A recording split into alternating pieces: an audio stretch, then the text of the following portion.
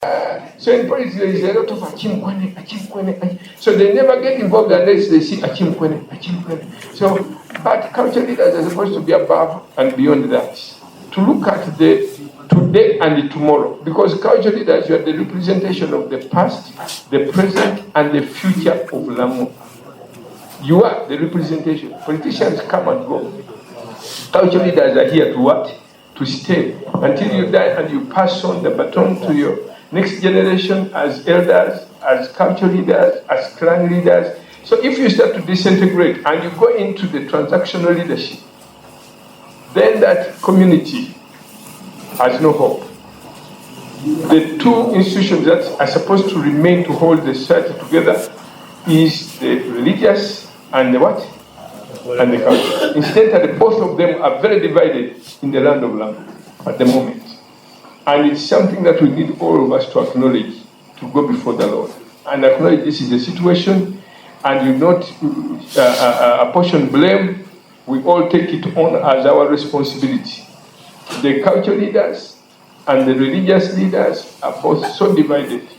And that is something that we all need to ask God for intervention. We need to cooperate with God, because you keep the whole community. As long as you are divided, you are keeping the whole community in poverty. You cannot rise into great leadership. This country was blessed with the first leadership since our independence. Dr. Milton Obote was our first what? Prime Minister. And God recognized you as a tribe. That is God. God chooses leaders. He chooses. They come through human failures and what, but still God allows it. So you lose your leadership when you get divided. Every time you are dividing, you're fighting each other. You take the guns and bullets from the enemy and you do what? You face each other, isn't it? So Satan will tell his demons, keep your bullets, let them fight. Yeah? Then you wait, whoever survives, then you use your bullet on that one who has survived. So all of you are destroyed. You destroy each other. And then whoever survives, now the devil says, now I will finish that one who comes out. Unity is power. You always have that. Unity is what? But it has to be practical. We have to really, really agree this is something that we cannot allow to perpetuate. Don't get involved in be a peacemaker. The Bible says, blessed are the what? If other people are doing it, you become a peacemaker. You be there. I've been doing that for many, many years myself. And even in the religious circles, people know me. For me, when I'm among the Anglicans, I'm an Anglican. When I'm among the Roman Catholics, I'm like them. When I'm among the Pentecostals where I come from, I am a what? But I sympathize with all of them. They all love me, because when I come, I don't bring division, I bring God's mind. I'm with you culture leaders here. And if I stay long enough, people will think I'm a culture what? Especially my name now is Omachi. So, people will... So, for me, I don't think about those things. I don't get involved. People, when they start into groupings and the strife, I get out. Because God cannot be in those kind of things. God doesn't. Even in our own, I see this is our elders. Until the one, he's sitting there, he knows me, he knows. Can you stand up? Has been our overseer, Bishop. Has been. He's a clan leader. Thank you so much. I'm so happy to see you here. I didn't realize you're a clan leader also. He never mentioned to me that he's a clan leader. All along he was our bishop here in Lango. 7 years. More than 7 years. Tono Court, you are always a clan leader. You didn't tell me.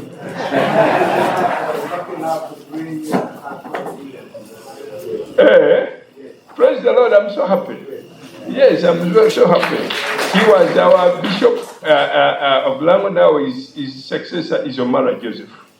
Yes, Omara Joseph now. Okay. Now he's serving as our national elder, but I didn't know that you are part. For me, I've been everywhere leadership is. I am there.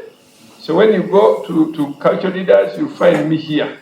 And because I know God uses you to stop so many. Government has to spend a lot of money to stop some of these things. Like the Uganda Aids Commission, they have to stop a lot. For them, they have to use money. For you, you use your voice and everybody obeys.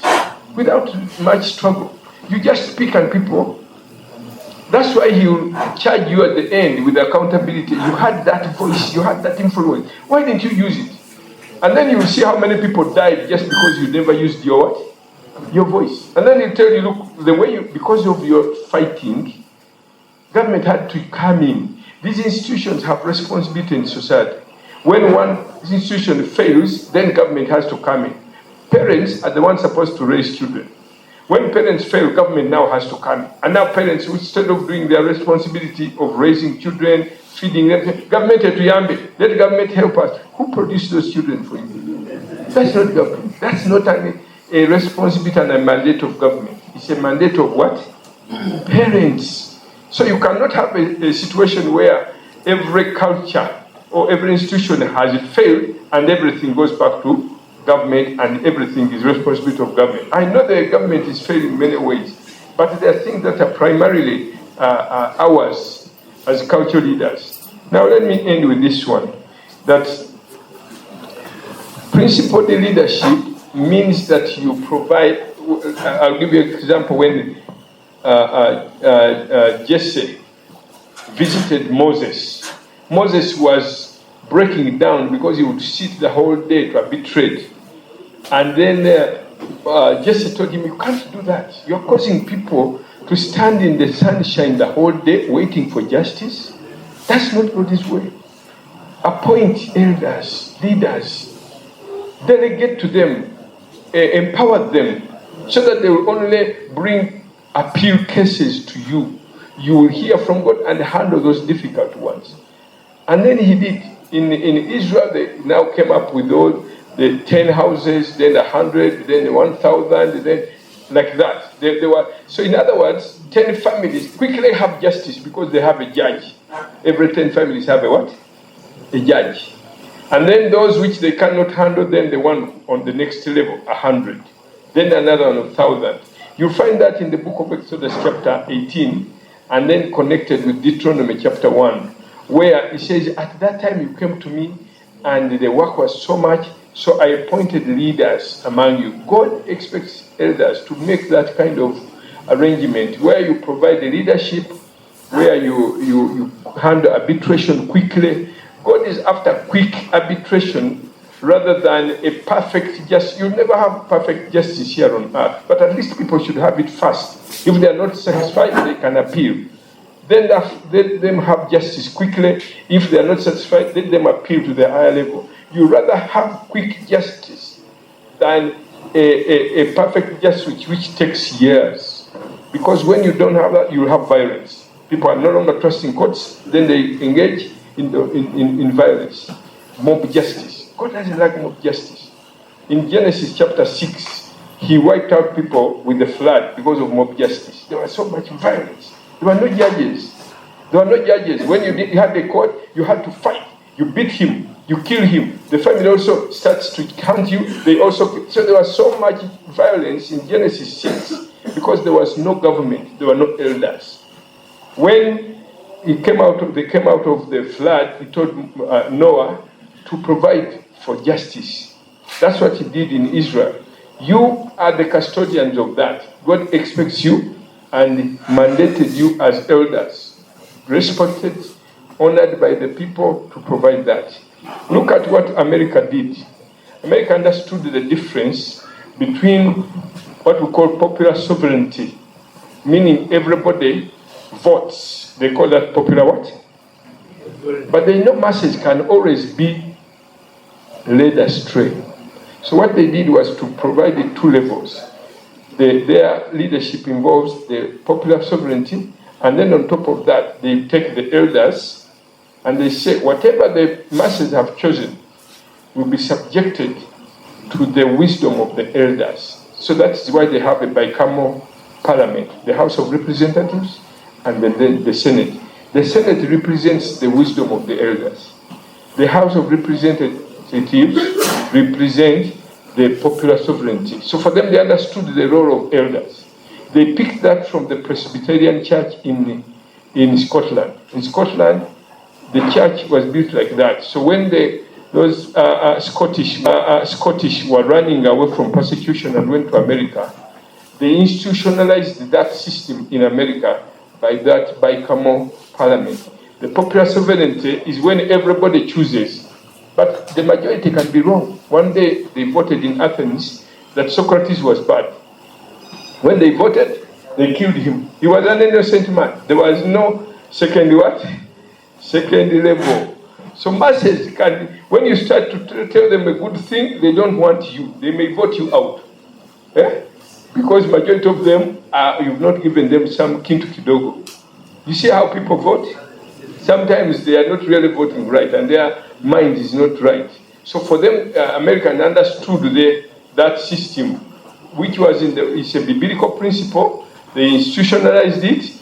There is the popular sovereignty, but then there is the wisdom of the elders. That is the difference between the Greek democracy and the democratic republic. The democratic republic means you have the popular sovereignty, and then above that, you have the elders. The elders who check what the masses have what? Because of their wisdom. They call it the wisdom of the what? The elder. But when the elders started to fight, would you need to defend anything to them? No. Because they themselves are fighting. They themselves are what? Are fighting. So what will the masses do? The masses will just choose whatever they do, and whether it is wrong, you cannot check it because you are also in strife, fighting. The whole community goes to the dogs. So that is something that you need to think about. And I will end with the final one, the representation. I've mentioned the representation. When the elders are speaking with one voice, whether you want something from government, whether you need it from wherever, because you speak with one what? Voice, you become so strong. Then you rightly represent your people. Lango becomes blessed because you are always moving together and say, no, as Lango, we need this. Our roads are this. Because you're speaking, but when one is saying this, another one is saying that, you keep losing, and the community is losing, and the whole society is losing. It's losing. You cannot do your representation rightly. Here in the book of Exodus chapter 24, when God came to the whole nation of Israel to meet them, gave them the 10 commandments in chapter 20, 19 and 20, they said, whatever the Lord has said, we will do. And so God said, choose the elders. Let them come up the mountain, and I'm going to enter into a covenant with them. It's in chapter 24. So when Moses came, he was the go-between. So God was on this side, the elders were on this side. Moses stood in between, and he sprinkled the blood on the elders and says, the law I have given you, have you accepted it? They said, yes. So that day they sealed the covenant. What we call the Old Covenant, the Old Testament, was sealed in that chapter 24. Because the 70 elders of Israel went up and saw God, the God of Israel. So you see that? The elders are very important. When they are doing their right work, they represent the whole community. They speak for the whole community. What advocacy? You do the work of what? Advocacy. You can't do that work when you are divided. No, it's going to work. So there are many other examples I would have given. My time is done. But you also do counsel, guidance to the young. Developing the language, it requires a whole day. How important it is to develop your language. Language is one of the key elements of culture. Any nation to develop, you develop your language. That's what the Koreans understood, Chinese understood, because they build their car and they come out and they're Hyundai. What is the other name of the Korean cars? You know, their technology is in their what? You imagine if your children were learning Lango language from primary to what? University. Look at how much time is wasted having to learn another language like what? English, in order to conceptualize science, biology, math, because you have to now go through another medium to get it. So God gave us this language. It is the container of all history, all science, all the ideas that develop society, laws, values, it is language. Language is the container. So whatever this generation is learning will be passed on to the next generation through what? Language. That's why it is so important. When it is not developed, it is limited. It limits science, it limits law, it limits political values, it limits democratic. The limitation is so high because when people are swearing in is a good example. How do you people swear in when they have been elected? I, Solomon, they are swearing in a different language. They don't even understand what they are saying. I don't know whether you've heard it here. Here you seem to be more educated than the rest of Uganda. But most people, when they are swearing in LOC1, LOC2, they have to swear in what? In English. And what they are told, you ask them what is I, Solomon. You're not Solomon.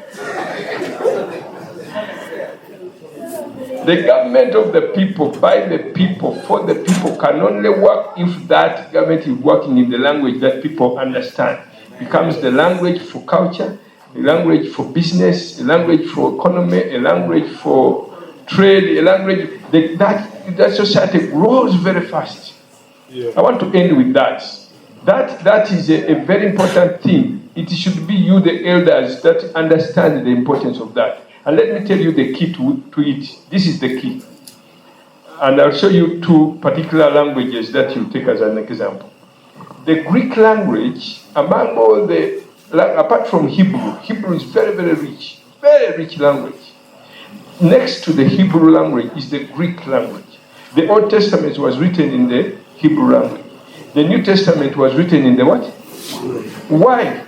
Because in 285 BC, that is about 300 years before Jesus, a king in Egypt called Ptolemy Philadelphus paid 72 Hebrew scholars to translate the Old Testament Hebrew Bible into Greek.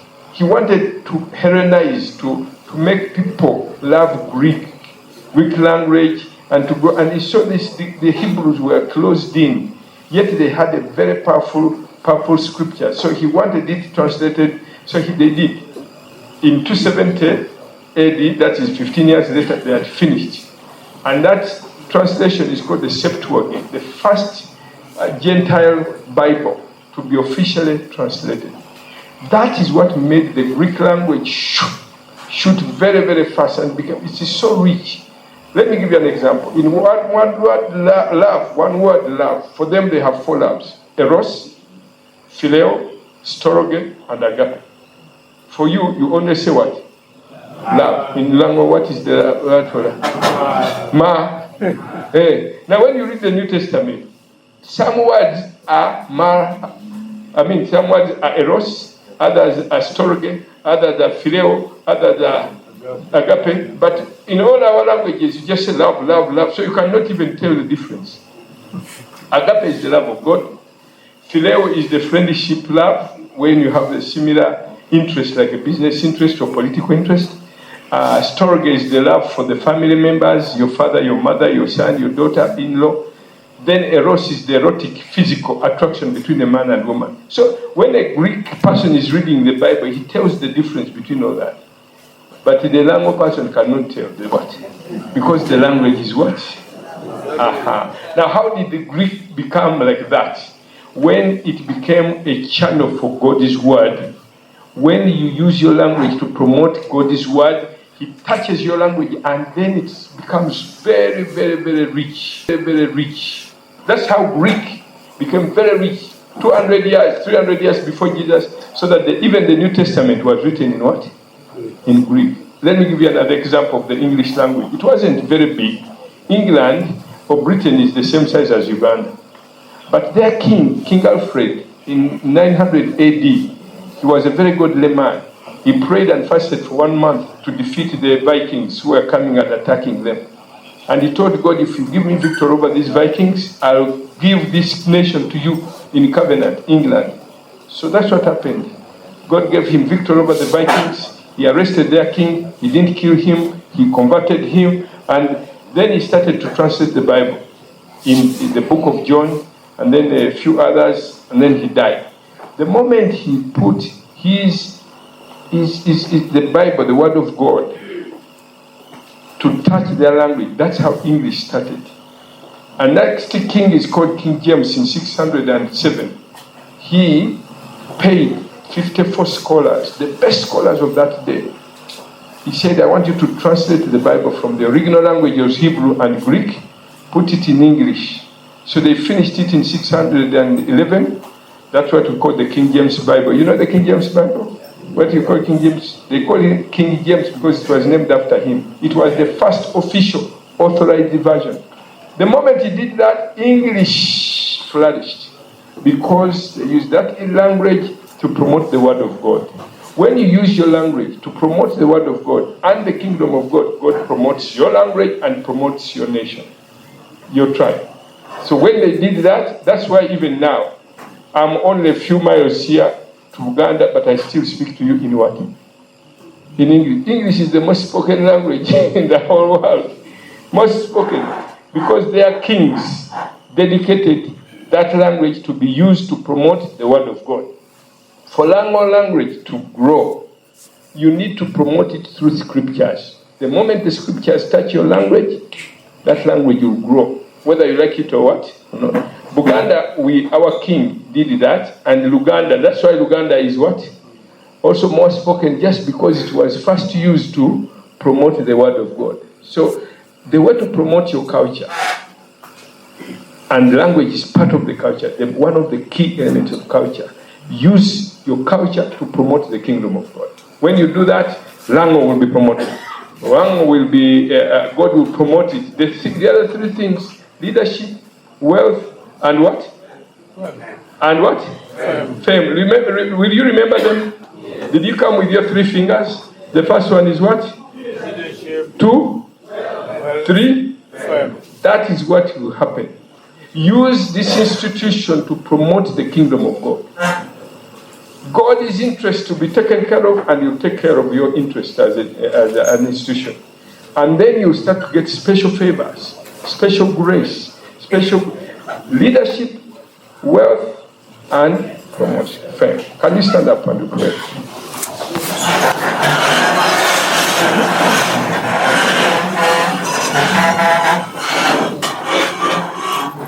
For me, my burden is the division in this. There you can sit. There you can remain seated. Inside you are standing. Outwardly you are sitting. God sees that you are standing. Okay? Now, for me, really, honestly, my prayer is going to be about this division. I don't know how many of you want it, but for me, I hate it. How many of you hate the division like I hate it? Only 4. Oh, the rest want it? No. How many hate that division among... Okay. Can we agree that we are going to pray and destroy that division? And that if anybody is standing in the way of unity, that God will remove him? I don't hear you. Yes. Should I pray that prayer? Yes. It's a priestly prayer, so you need to give me permission. Should I pray? Yes. Speaker, tell me. We want unity. You give me permission. Should I pray? Yes. Are you in agreement? Yes. Will you say amen? Yes. Okay, get ready. I'm going to pray that priestly prayer. Anybody who is standing in the way of unity, dividing the people of Lango, I'm going to send the power of God is going to remove that person or those people. Hallelujah. Okay, let's lift our hands to the Lord. Father, we come in the name of our Lord Jesus to pray today. We realize and acknowledge how important unity is. You gave us your example, yourself, God, Father, Son, and the Holy Spirit. You are totally united and you are together. Now we are in agreement today, praying against this spirit of disunity that is creating division here in the cultural institution and also in the church leaders, the priesthood, bringing the whole tribe of Lango backward. The whole region cannot progress, cannot transform, cannot prosper, because of these divisions. So we come in anger, but also we come in humility, asking for your forgiveness, where we've been involved and where we've contributed. Anyone here, Lord, who has been part of it or contributed to that division, we ask for forgiveness. For those who are here, you say, Lord, forgive me. for perpetuating division, propagating that vision, fueling the division. Forgive me, Lord. Have mercy upon me. I'm not going to continue. I'm going to work for unity. I'm going to ensure that I use my strength, I use my mouth, I use my resources to foster unity. You said, blessed are the peacemakers. That means cursed are those who do not bring peace. I want to be among the blessed who work for peace. I want to be a peacemaker. From today, I'm going to be a peacemaker. I'm going to work for peace. I'm committed to peace. I'm committed to unity. Unity of the Lango people, Lango region, all the 10 districts. We want to stand as one. Forgive us, Lord. Wash us. Cleanse us from all that disunity, from the strife, argumentativeness. Forgive us, Lord. Give us a new spirit, a new heart of unity, of love, of reconciliation. Today, we commit to unity. We commit to reconciliation, to work together, to work together, to work together today. In the name of our Lord. Now I'm going to pray against those who leave their hands up because you're... Now, Lord, we come as a united body to curse every work of Satan that is working to divide the people of Lango, that are working to divide this institution, destroying what you created, destroying what you love. Lord, we come in the name of Jesus to break every work of Satan, confound the languages of whoever is working to disrupt this unity, to create disunity in Lango, disrupt their language. The way you did it in the Tower of Babel, you confounded their languages, that they could not understand one another's speech, so they could not continue with that tower, which they were building. We destroyed that tower that they are building to divide the people of Lango, to divide this region. We curse that work in Jesus' name. It will not continue. It will not thrive. This institution will remain together. People will work together. The people of Lango will love each other. This institution will be an instrument of unity, of love, yes, of prosperity, of development, of transformation, not selfish division, not selfish centeredness. No, we refuse that in the land of Lango. Now we are in unity, and we know you have heard our prayers, and we know Satan's work has been destroyed in this land of Lango. And Lord, your unity is going to now flourish in Jesus' name. Amen. Lift those hands up, and I'm going to pray a bishopric prayer blessing. May now the Lord bless you and keep you. May the Lord lift his face upon you and be gracious to you. May the Lord lift his countenance upon you and give you peace as you work for peace, as you work for unity. May God give you peace in your heart, peace in your family, peace in your business, peace in your endeavors, peace in your unity here from now onwards, that there will be a river that will flow in the land of Lango, the river of peace, the river of reconciliation, the river of love, and the transformation and prosperity in Jesus' name. Amen. Amen. God bless you.